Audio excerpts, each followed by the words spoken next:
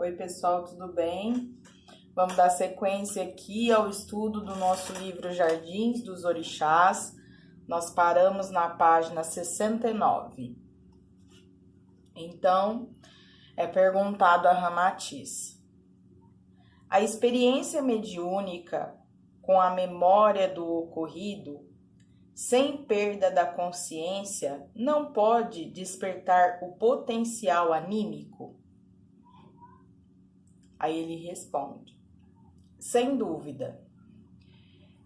E isso é muito importante para que o espírito comunicante desencarnado, e numa outra dimensão de vida da que se encontra o médium, se faça entender no plano físico.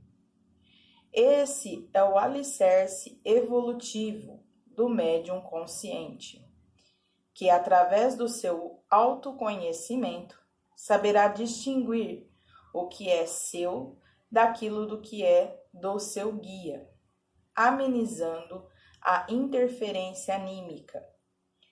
Por desequilíbrio emocional, de baixa autoestima, pode tornar-se mistificadora nas comunicações. Aí, sim, consciente e indevida.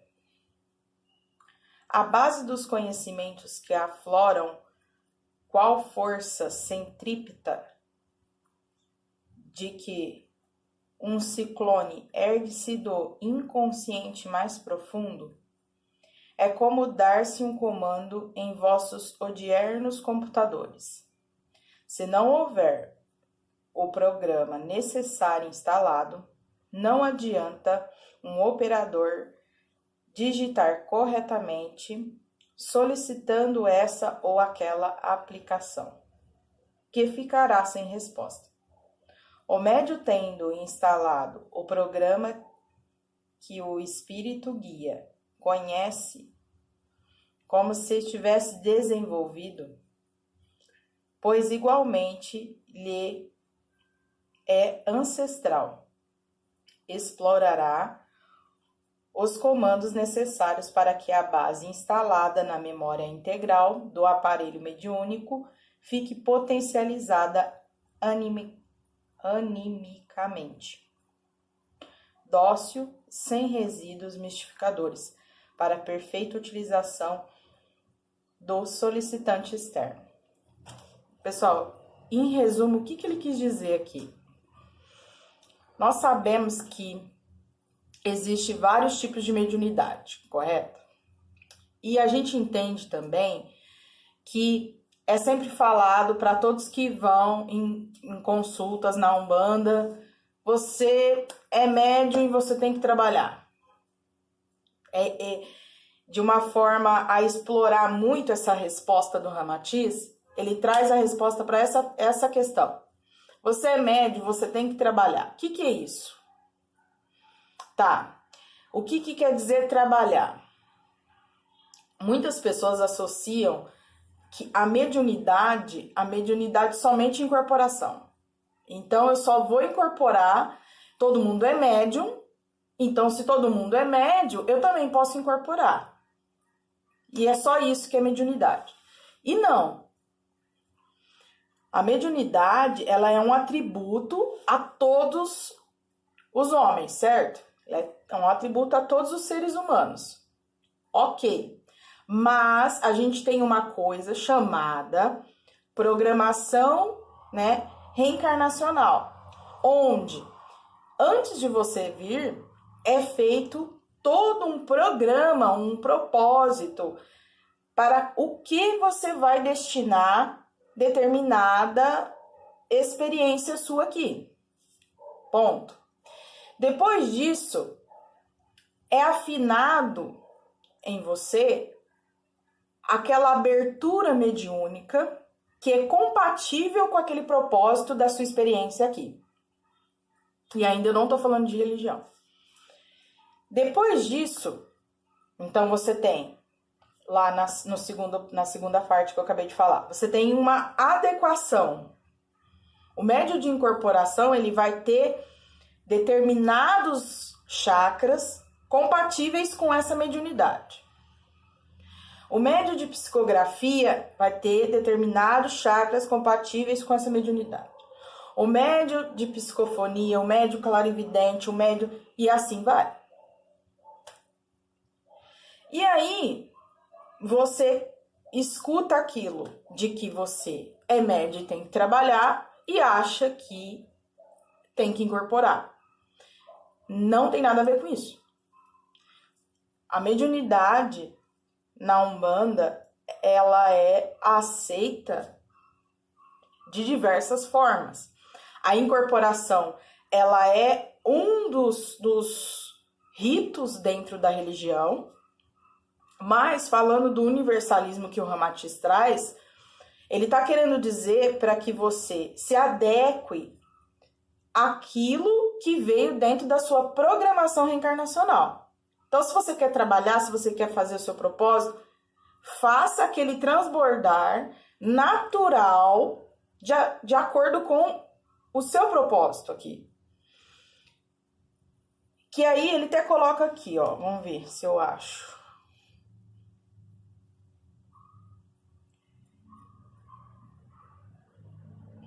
Vou ler novamente. O médium, tendo instalado o programa que o espírito guia conhece como se tivesse desenvolvido, pois igualmente lhe é ancestral, explorará os comandos necessários para que a base instalada na memória integral do aparelho mediúnico fique potencializada animicamente. Então, pessoal, o seu mentor, o seu guia de trabalho, aquele que te acompanha, ele sabe qual que é a sua mediunidade, ele sabe como que falar com você. E não é só através da incorporação. Ele sabe qual que é essa programação.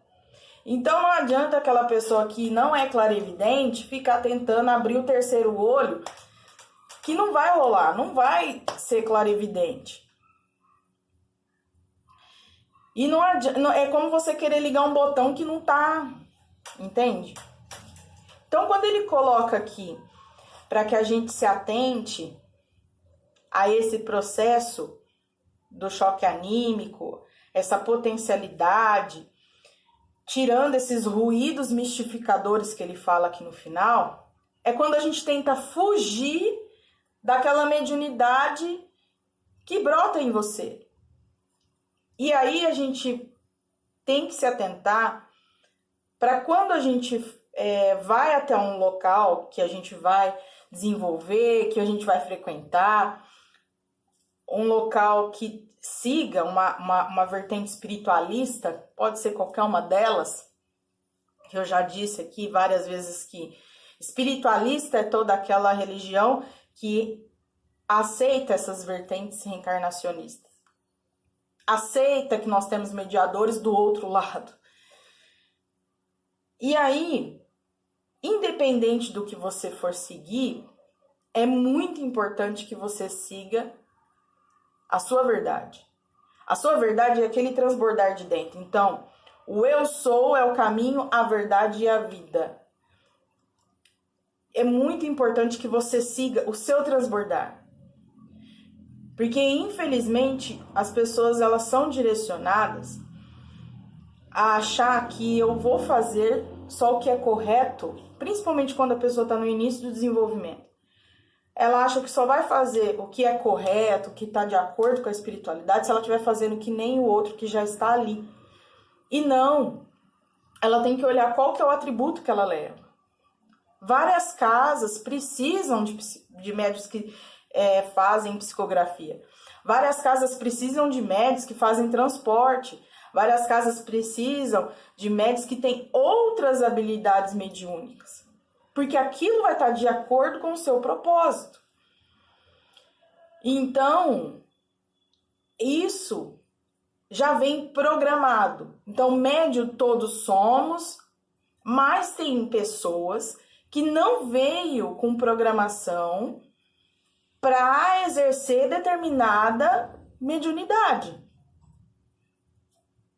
Então, é muito diferente você entender o mundo espiritual, se ligar a ele, exercer ali sua fé, seu religare, é muito diferente de você trabalhar numa casa, de você atender o outro incorporado. Isso não se resume só a isso, entendeu?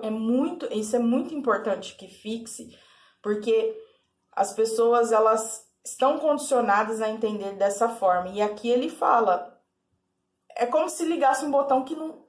Como se o médium tentasse ligar, então ele fica ali perdendo muito tempo, às vezes, querendo uma incorporação, por enquanto que ele é um médium que só vai irradiar, ele não vai. Ele só vai canalizar e ele só vai irradiar, ele não vai incorporar. Porque ele não veio na programação reencarnacional dele isso. Então é importante que as pessoas compreendam isso para que não se percam no que é correto do outro. E sim voltem para elas mesmas e transbordem aquilo que está dentro. Tá? Aí outra pergunta. O que é natureza anímica? Ramatiz responde: todos sois da natureza anímica. As vossas almas são pré-existentes aos atuais corpos grosseiros. Esqueceis facilmente que sois espíritos milenares, que tiveram várias vidas sucessivas na carne, muitas personalidades, que estão formando o enorme manancial de experiências que educa o espírito na sua assência, arquivado no inconsciente. Com certeza sois influenciados diariamente por esse arcabouço de impressões. Compreendei cada vez mais a relação de causalidade com as encarnações passadas, expandindo vossa consciência. Em se tratando de mediunidade, sendo a maioria dos médios da atualidade conscientes, afirmamos: sois anímicos, pois desde que não haja a inconsciência total nas manifestações mediúnicas, é impossível haver um filtro totalmente fiel ao lado de lá. Situação que passa longe de quaisquer conotações de mistificação. Na atualidade, o plano espiritual se utiliza das vossas naturezas anímicas para se comunicar. É o que eu acabei de falar, pessoal. É você ter esse transbordar. Igual fazendo uma outra comparação aqui, quando ele fala sobre o inconsciente, sobre reencarnações sucessivas, que ele traz esse desenvolvimento, né, que ele coloca aqui, ó.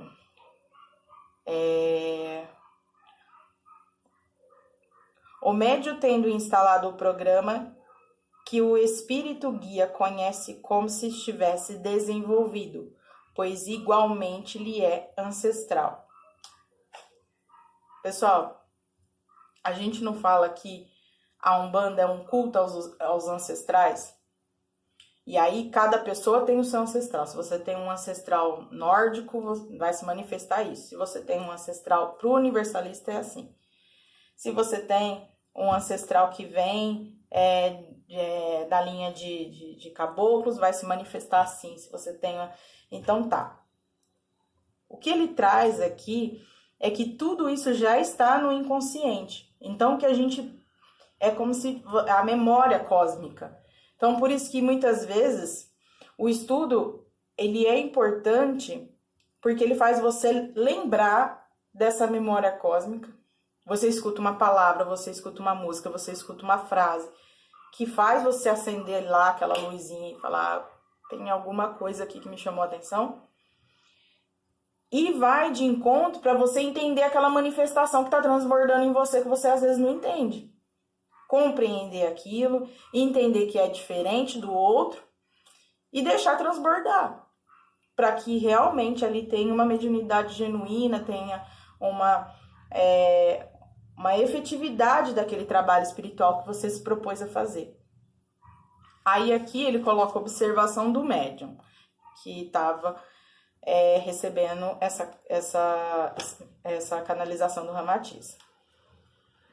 A mediunidade como rememoração, sem perda de memória durante o seu exercício, é uma oportunidade valiosa de crescimento consciencial durante uma encarnação. Então, ele está falando aqui dessa nova era mesmo, dos médiuns conscientes e semiconscientes.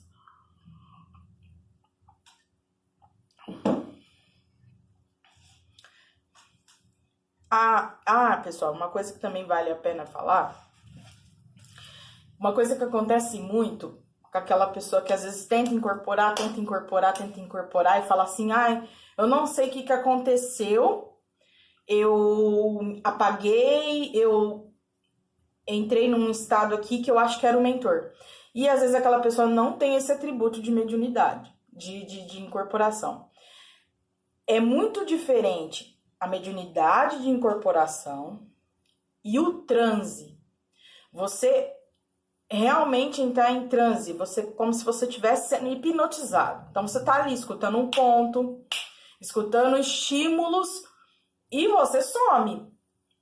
Você fica ali um tempo num transe que não tem nada a ver com incorporação do mentor. E aí, quando você está nesse transe, muitas vezes você vai voltar, vai falar que não lembra o que era e vai falar que era o mentor. Então, é muito preocupante quando os médiuns, eles acham que eu estou trabalhando numa casa, eu vou só incorporar. É assim que eu vou trabalhar. E não é. E muitas vezes essa questão do transe é muito confundida, né, com a incorporação em si. Aí tem pessoas que vai falar, não, mas o transe faz parte da incorporação. Tá. No desenvolvimento mediúnico, cada casa trabalha de um jeito, mas no desenvolvimento mediúnico, que é onde você vai criando aquele relacionamento com aquele guia que se aparece, que se apresenta para você de diversas formas. Para chegar até esse acoplamento dele, da incorporação, o guia ele vai te mostrando de outras formas essa apresentação dele. Então não é só ali que o guia vai se apresentar. O mentor, quando o médium ele está em desenvolvimento mediúnico, ele consegue sentir o guia em outras oportunidades. Por isso que é importante ele saber quando ele está no transe desse acoplamento, e ele vai saber quando é o transe do acoplamento, orientado, claro, pelos dirigentes que estiver ali no trabalho, e quando ele vai estar só num transe. Não vem guia, não vem nada, ele só fica como se estivesse entrando numa hipnose. Não vem guia. Então é muito diferente isso, tá? A grande dificuldade é conviver com a dúvida, a incerteza e os estigmas de mistificação que infelizmente ainda existe. Em muitos locais, em relação à exploração de nossas potencialidades psíquicas e anímicas, isso ocorre principalmente durante o período de educação mediúnica, situação em que tem alijado muitos médiuns do exercício da mediunidade pelo verdadeiro trauma de que se vieram objeto, inclusive as projeções de consciência de viagens astrais são classificadas de anímicas em algumas escolas.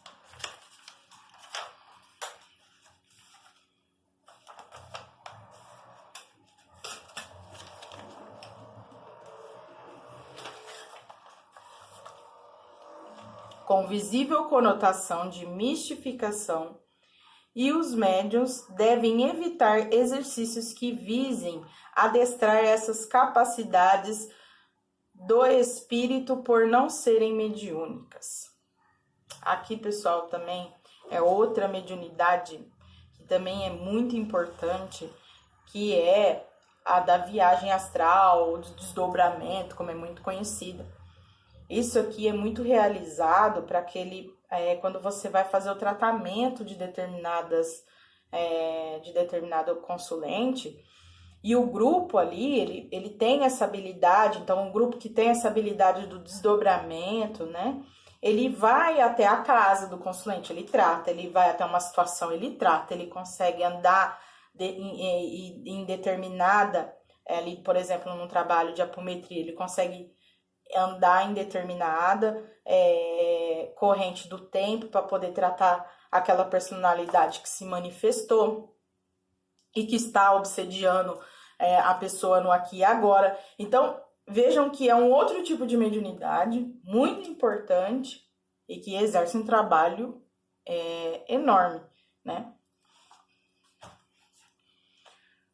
Como somos médiuns conscientes, com o tempo aprendemos a perder o toque e o magnetismo próprio de cada entidade, que nos auxilia regularmente.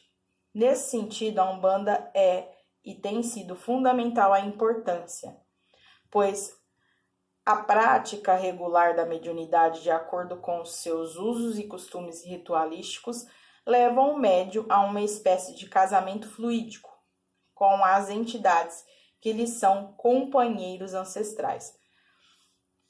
Aqui, pessoal, uma das coisas que também vai se adquirindo somente com o desenvolvimento mediúnico é a assinatura energética do guia. Para que você saiba, e aquela dúvida, né? Quando sou eu, quando é o guia. E vai ter, sim, mesmo aquele médium que já está há muito tempo, ele vai ter, sim, essa confusão em algumas ocasiões, principalmente naquelas ocasiões em que o guia, em que a própria espiritualidade coloca ali diante do médium para que seja trabalhado nele também algo. Então, nesse momento, o médium muitas vezes ele se pergunta, sou eu ou sou o guia? Se aquilo está refletindo muito nele. Então, se tem um consulente que tem a mesma mazela que o médium, então aí é onde a gente fala que tem a tríplice, que é quando você escuta o que o guia está falando e o guia conversa com o consulente. Então, são 3 situações ali dentro da mesma. Você consegue conversar com o guia, porque você tem que escutar o que o guia está falando para poder falar com o consulente. Então, não existe você falar sem saber ouvir o que o guia está te passando. Silenciar. E isso eu estou falando de independente da mediunidade de incorporação. Porque mesmo na canalização ou na irradiação, você vai ter que escutar aquela intuição, que também pode vir através de intuição, que o guia está te passando. E isso você só vai saber com a assinatura energética. Esse casamento fluídico que ele fala aqui. Então, é uma pessoa que já está com você, né? Que já está com a sua alma, caminhando com a sua alma há muito tempo. E aí, conforme você vai fazendo esse desenvolvimento mediúnico, você vai captando a assinatura energética do guia e fica mais tranquilo. Não que o médium não está sujeito, todo médium está sujeito, porque nós oscilamos muito.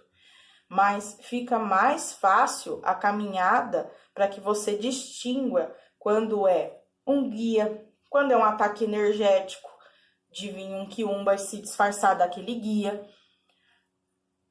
Por isso que o guia, muitas vezes, ele pede muito silêncio para o médium no início da incorporação, nas primeiras incorporações, ou no início do desenvolvimento mediúnico. O guia pede aquele silêncio, ele pede que o médium entre em silêncio. Você precisa escutar. Para você escutar, você precisa silenciar. Então, se você vai ali silenciando, você consegue sair fora do que é imagem, do que é forma, e só sentir a energia daquele guia. Então, por que você tem que sentir a energia? Porque se vem um quiumba, ele veste a mesma cor, ele veste o mesmo jeito que aquele guia, que é a ideoplastia. Então, ele coloca tudo o que precisa. E se você chegou lá para trabalhar, tá na correria, não chegou antes, não fez seu repouso, não fez a sua forma de tranquilizar a sua mente pro trabalho, tá lá com a cabeça, tá ali no dia de trabalhar, mas tá com a cabeça lá nos boletos, lá não sei na onde. O que acontece? Você não percebe a energia. Ah, eu tô vendo, é o Pai João, pra mim é o Pai João. Pronto, falou que é o Pai João, é ele. Porque a gente tem essa mania também de não contestar quando o guia se apresenta. Não perguntar, não fazer aquela cerimônia mesmo com ele antes. E aí você não percebe. Você cai num ataque energético de um quiumba facilmente porque você não silenciou sua mente. Você não criou aquele relacionamento. Você não identificou a energia. E ficou preocupado em identificar outras coisas. Ah, ele estava com uma guia, ele estava com uma roupa, ele estava com... Isso, qualquer pessoa consegue copiar. Qualquer desencarnado consegue copiar. Agora, a assinatura energética do guia, isso não tem como. Da mesma forma que o seu transbordar, a sua mediunidade, o seu propósito, aquilo que você coloca impresso ali na espiritualidade, é seu. Ninguém vai copiar. É a mesma coisa o guia. Por isso que você tem que sentir. Você tem que sentir a energia daquele guia. Entende? E isso só vai criando um relacionamento. Só criando esse relacionamento para você sentir. Pro guia criar ali uma confiança, né? De que você pode caminhar junto com ele ali naquele momento, né? E que está preparado para tal coisa, né? Porque tem muitas vezes que não está, né? Nós somos muito falhos. É frequente quando estamos falando em público, em especial nas palestras que realizamos semanalmente para os consulentes, no Jandaia Mirim, um dos centros de Umbanda em que trabalhamos. Novas ideias serem repetidamente colocadas em nossa mente. Às vezes elas vêm do eu superior, do nosso enorme manancial inconsciente de experiências de outras vidas, como se pequenos fragmentos ou arquivos se soltassem para um nível consciencial. Oportunidades em que temos de vestir em palavras do nosso atual vocabulário esses estímulos. Com mais regularidade, são os espíritos benfeitores que nos inspiram alterando nossas ideações e o fluxo pensante, como se aquietássemos a nossa mente e ficássemos teleguiados por uma mente exterior, como mero observador de uma torre de água que se precipita no leito do rio, que seria o nosso cérebro físico. Claro que, quando se trata de assuntos que dominamos com maior propriedade, pelo estudo continuado e persistente das coisas espiritualistas, suas influências vibratórias diminuem, mas não cessam de todo, pois a inspiração se faz costumeira nessas oportunidades. Então, pessoal, aqui também traz essa questão que eu acabei de falar, você ter que identificar, porque o médio, independente se é um médio de anos, se é um médio de poucos anos, ele vai estar sempre sujeito, porque nós vivemos aqui na 3D, nós oscilamos o tempo todo, temos sentimentos o tempo todo ali, mas só que você tem que ter um rito, é você criar um rito com o seu guia. Isso é um dogma. É um dogma. Então, você vê que até nesse momento o dogma ele é necessário. Porque o ser humano ele não consegue ele precisa da religião, ele não consegue se acoplar ao todo se ele não traz muito para perto dele. Então, se ele tiver um rito para que ele entre nesse transe, para que ele trabalhe, para que ele consiga, ele não consegue. Então ele não consegue sair do mundo, chegar em cima da hora, por exemplo, pegou um trânsito caótico, um dia de trabalho cheio, chega em cima da hora, vou me conectar com o divino. Não é assim que funciona, é necessário os ritos, é necessário esses fundamentos. Então aí vocês vão começando a entender de onde que vem essas palavras, fundamento, rito, dogma, e que infelizmente o homem foi deturpando, né, isso. E hoje quando você fala dogma, a pessoa fala, ai Deus me livre, eu não quero ir para uma religião que tem dogma. Mas o ser humano, ele precisa de dogma, porque senão ele não consegue se aproximar, ele não consegue, se ele não tiver regras, ele não consegue se aproximar do divino. Ele dispersa muito rápido, nós oscilamos muito. Então, nós precisamos desse rito, desses fundamentos para nos aproximar, entende? Quando estamos escrevendo, a influência do lado de lá não é diferente de quando usamos a palavra. Contudo, somos seguidamente levados para a experiência em desdobramento com o corpo astral ou mental durante o sono físico, seja em atividades socorristas, de estudo ou de lazer. Dizem-nos que isso é para mantermos a confiança em alta e, ao mesmo tempo, estão explorando nossas potencialidades anímicas, conquistadas em vidas passadas. É como se tivéssemos duas vidas. Uma no mundo físico cotidiano, em que para tudo dependemos de um escanfro pesado e denso para nos deslocar. E outra seria no plano astral, em que não precisamos articular com os órgãos da fala para nos comunicar, pois o pensamento é som, luz e forma, ao mesmo tempo. E as distâncias são percorridas através de impulsos mentais, em que a leveza e o bem-estar são indescritíveis. Aqui tá falando, né, pessoal? A gente quando a gente faz o desdobramento, quando a gente está em repouso, né, conhecido como sono, tudo fica mais leve.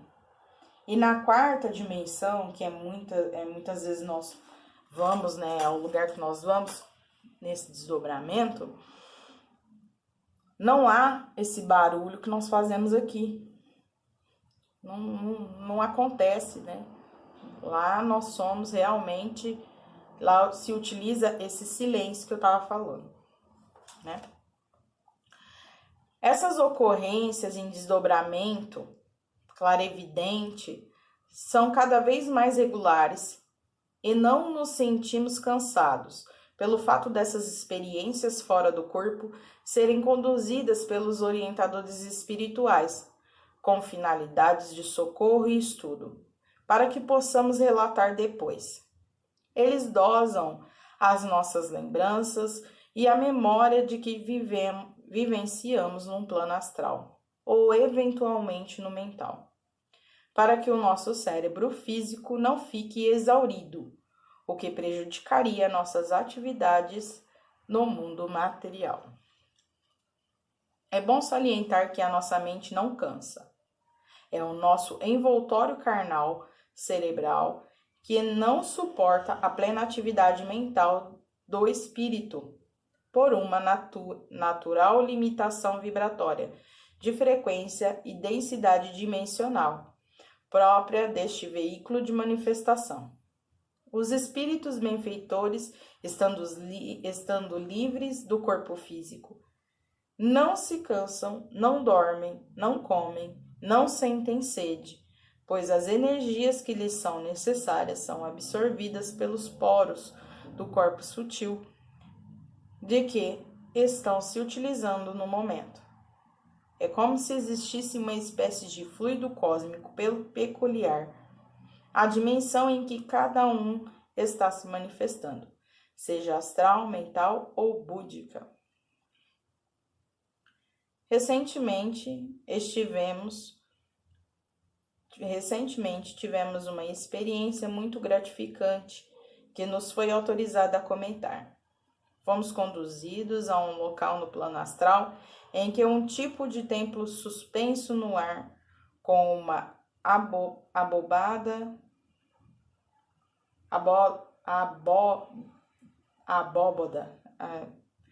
de um azul celeste de que não existe similar na Terra, administrado pela Grande Fraternidade Branca Universal.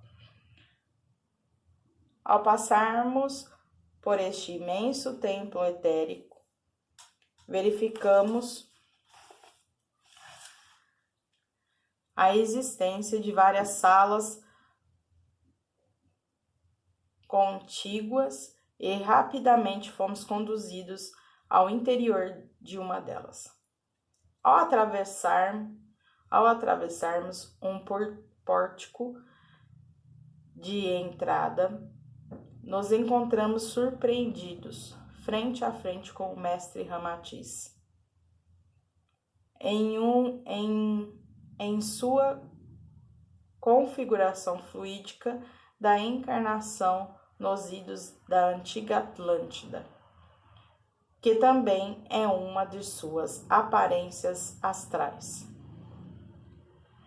De caboclo na egrégora da Umbanda, com pele vermelho acobreada, olhos verdes e nariz aquilino, muito alto, vestia túnica branca com alguns símbolos astrológicos dourados, bordados nas laterais.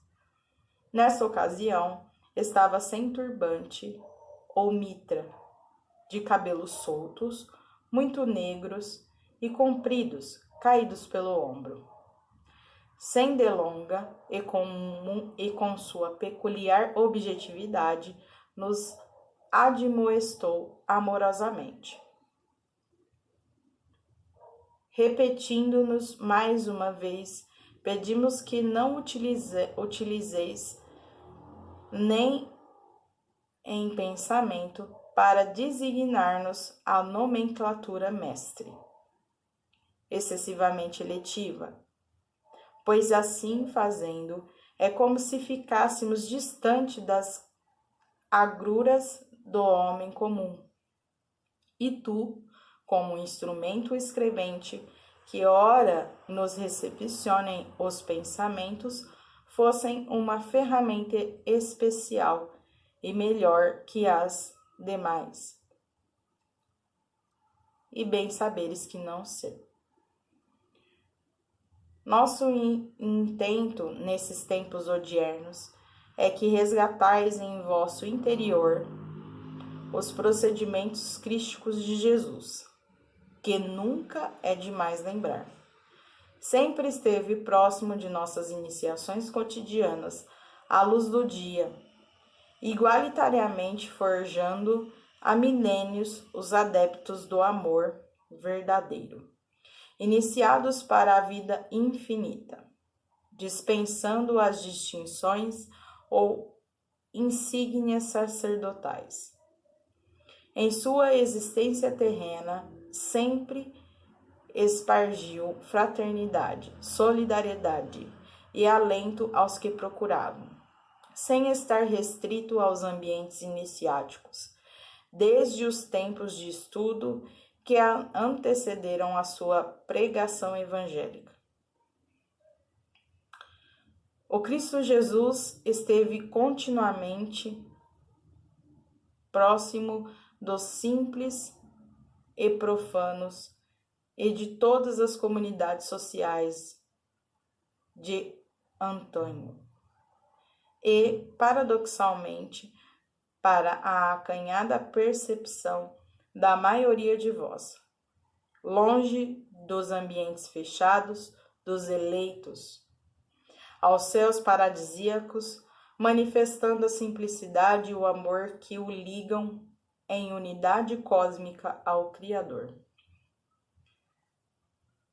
Sê bem-vindo à demonstração que assistirás, despretensiosa, mas necessária para lembrar-te do que terás que escrever quando remontares o invólucro físico que faz a tua cama adormecido. Essas foram as palavras, né, que Ramatiz disse para o médium quando estava em desdobramento.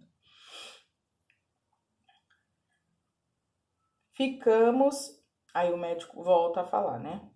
Ficamos algo surpresos pelo fato da forma astral e o corpo de ilusão do caboclo Atlante, usualmente utilizada nos terreiros por Ramatiz, estar sendo adotada também em um templo da grande fraternidade branca universal, o que nos mostra quanto de envolvimento pode estar havendo com a Umbanda desta Pleiade e de espíritos das mais variadas paragens cósmicas. Há bom tempo, Ramatiz nos informou que há cada vez mais falta de canais mediúnicos em outras egrégoras para socorrer nos charcos trevosos do umbral inferior, sendo que um dos motivos da importância da Umbanda e da apometria no atual momento planetário da Terra, existe uma outra aparência astral do caboclo, também na faixa vibratória do Orixá Ogum, que é referente à sua encarnação ameríndia, descrita pormenorizadamente no livro Evolução no Planeta Azul.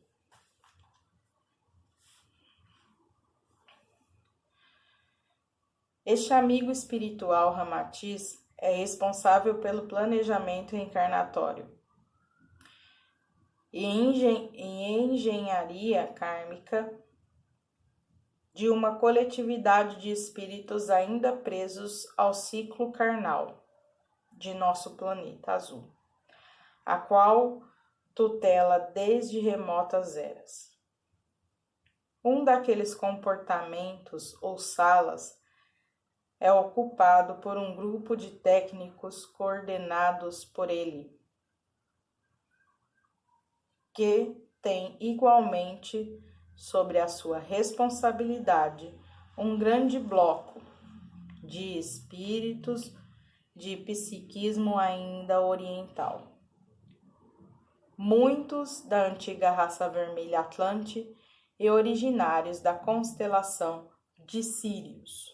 Então, pessoal, vale a pena falar aqui, pessoal, que quando ele fala desse templo que ele foi desdobrado, essa ilha flutuante, né? Ele pode estar falando, ele não cita aqui, mas ele pode estar falando de Shambhala, que é onde reuniu todos os Kumaris e ali fundou a Fraternidade Branca.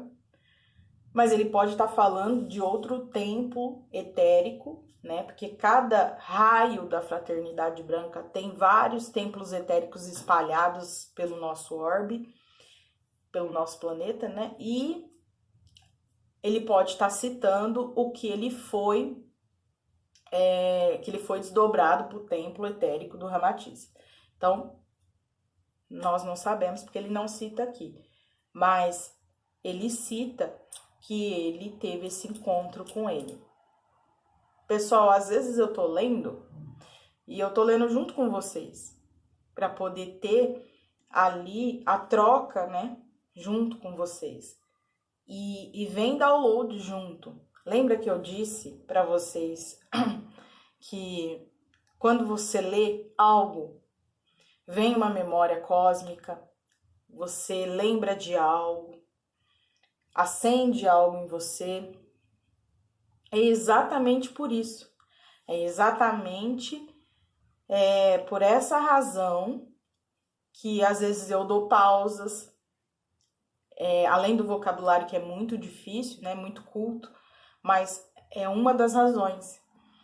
Então vem o download de uma vez, às vezes, e às vezes eu não dou conta de diluir ele. Então, por isso que eu dou as pausas. Mas eu tô falando isso para vocês verem que eu acabei de falar sobre a memória cósmica. Então, por isso que o estudo é importante. Porque você lembra, você vai para o seu inconsciente, você fala uma palavra-chave que traz aquela memória, que traz aquilo que está dentro do seu registro, tá? Vou continuando aqui. Nessa oportunidade, Ramatiz mostrou-nos, numa comparação grosseira da nossa parte, mapas fluídicos de entrelaçamentos kármicos que mais parecem estudos cabalísticos, astrológicos ou os antigos alfarrábios dos navegadores medievais. O trabalho de engenharia que realiza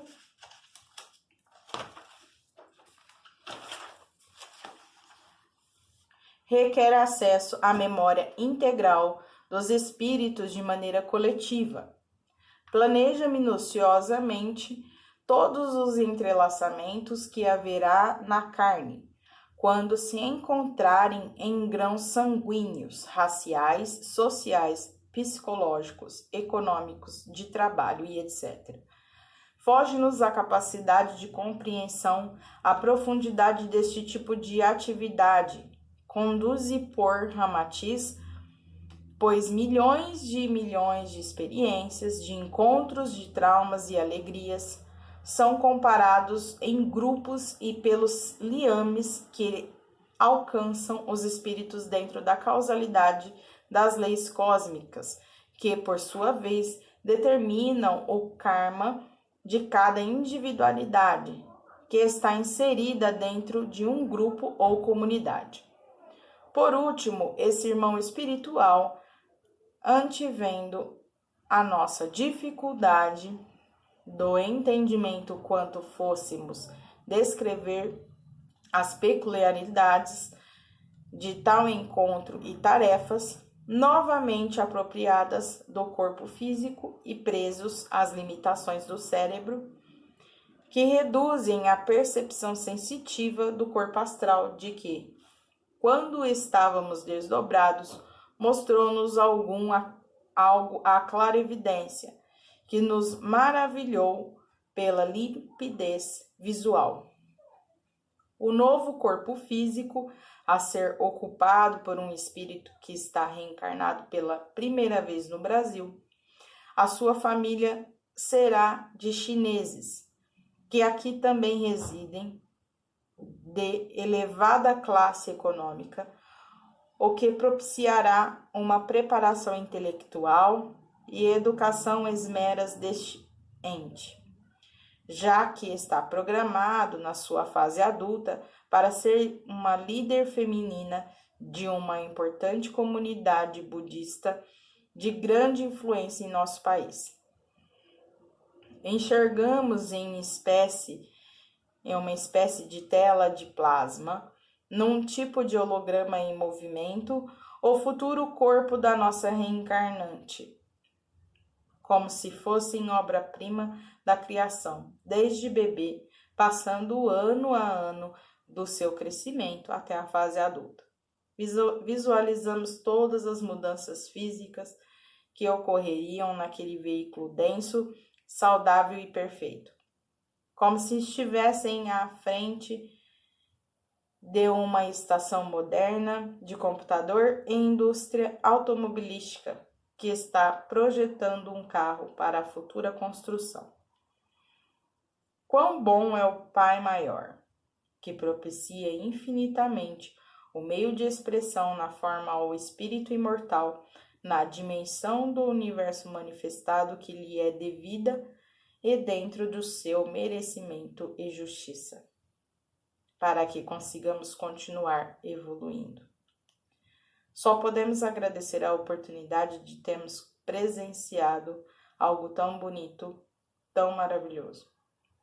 Ainda estendemos o nosso muito obrigado ao estimável amor dos espíritos da equipe de Ramatiz por terem compartilhado algo que muito nos emocionou. E deve ter dado um trabalho enorme a eles ajustarem a nossa sintonia para a instabilidade vibracional comum ao encarnado.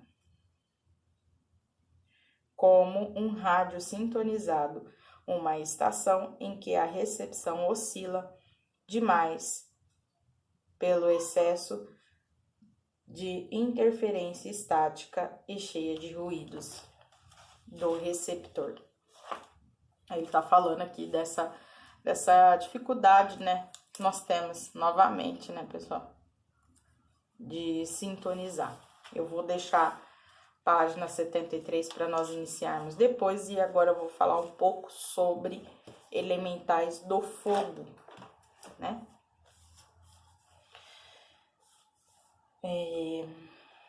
Elementais do fogo, aí já é desse livro aqui que eu tinha passado para vocês.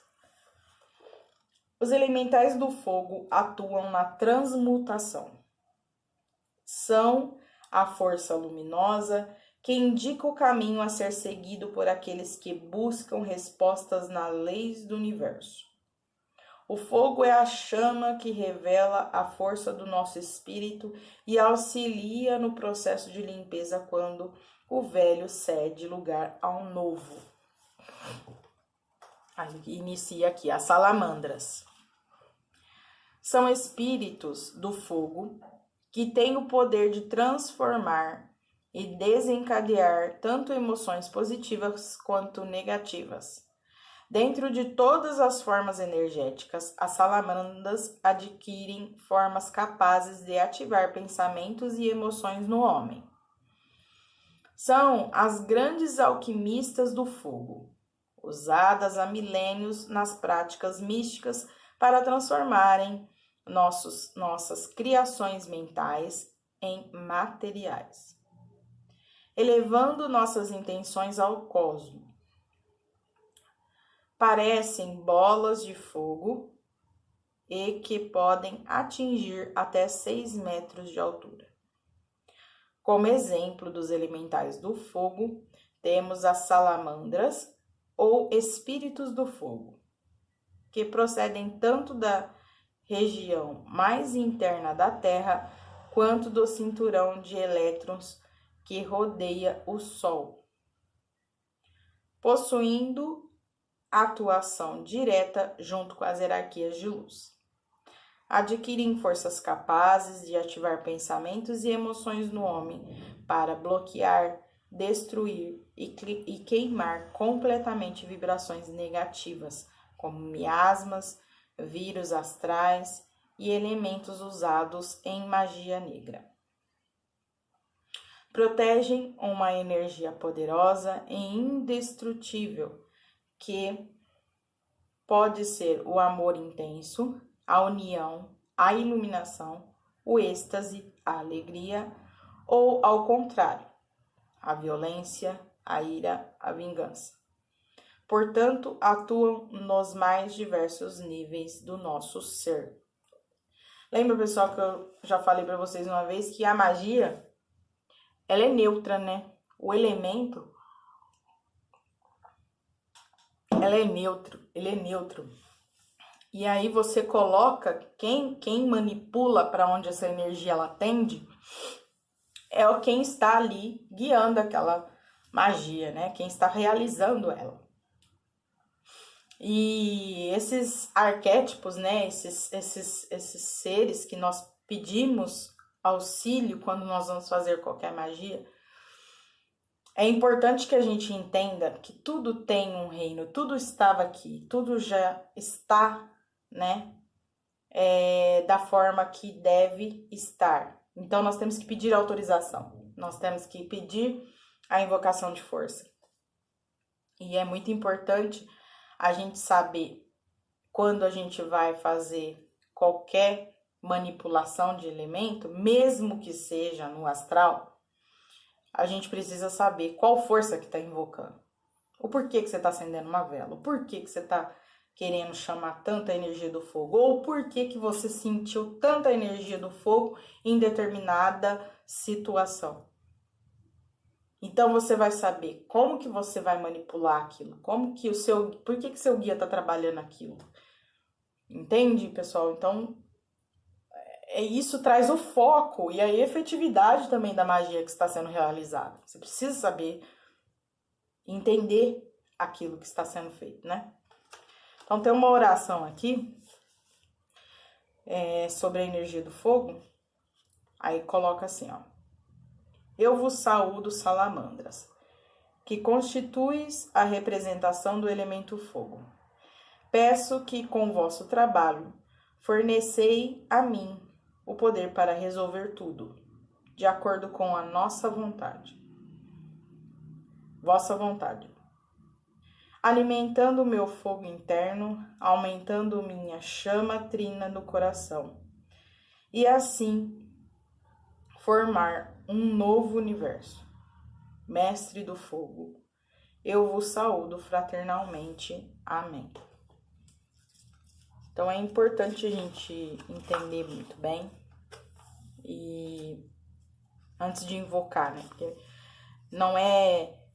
Muitas pessoas vai colocando nomes nas forças sem entender, e isso é muito preocupante, né? Eu vou deixar o elemento do ar para a próxima aula. E aqui nós ficamos então com o elemento do fogo. E agradeço a todos pela oportunidade. Até mais, pessoal.